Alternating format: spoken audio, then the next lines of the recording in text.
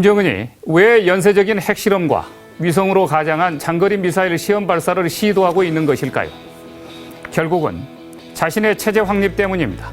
그런데 김정은이 이렇게 국제사회를 소용돌이 국면으로 몰아넣고 있는 이유는 세 가지로 보입니다.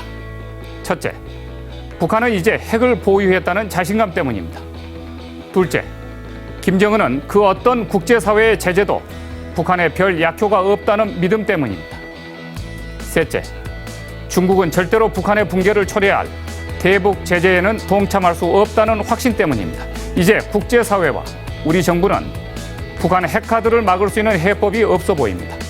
미국은 북한 핵시설을 파괴할 수 있는 군사력은 갖고 있지만 그 군사력을 쓸 수 없는 나라로 점점 인식되어지고 있습니다. 반면에 중국은 북한 핵을 무력화시킬 수 있는 경제력은 갖고 있지만 그 힘을 쓰지 않는 나라로 인식되고 있습니다. 이런 상황에서 북한의 핵 보유를 인정하게 되면 우리는 핵 위협과 핵 공포를 머리맡에 두고 살아야 합니다. 이제 북한 핵이란 이 재앙의 무기를 풀어내는 방법은 세 가지의 선택밖에 없어 보입니다. 가장 합리적인 방법은 북한을 제외한 5자 회담을 개최해서 이 5자 회담에서 두 가지 옵션을 마련하는 것입니다.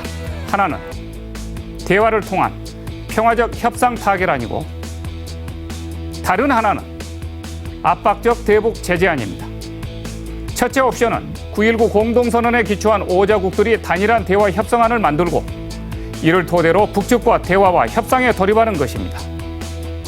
북한의 핵포기를 전제로 미국과 일본이 이란, 쿠바처럼 북한의 체제를 보장하고 북미 북일 수교 관계에 들어갈 수 있다는 파격적인 교차 승인안을 적극적 이슈로 부각시키는 점입니다.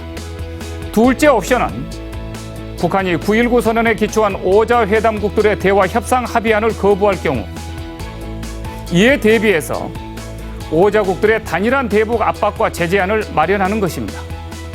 이 압박과 제재안에서 특별히 부각시켜야 할 부분은 반드시 중국의 적극적 동참이 합의되고 전제되어야 한다는 점입니다. 이러한 노력에도 불구하고 만일 5자국들의 단일한 협상안과 제안안이 모두 실패한다면 이제 우리 정부가 취할 수 있는 마지막 옵션은 딱 하나밖에 없어 보입니다. 그것은 공포의 핵 균형 전략을 취하는 것입니다. 공포의 핵 균형 전략에는 두 가지 카드가 있습니다. 하나는 한반도에 다시 새로운 전술핵 무기를 반입하는 것이고 다른 하나는 독자적인 핵 개발에 돌입하는 것입니다. 이런 공포의 균형 전략은 한반도의 비핵화 정책의 입장에서 본다면 최악의 카드일지는 모르겠지만 북한의 핵을 무력화시킨다는 전략적 관점에서 본다면 새로운 카드가 될 수 있습니다. 세계적인 현실주의 국제정치학자인 케네스 월츠는 핵을 막는 무기는 핵밖에 없다고 주장했습니다.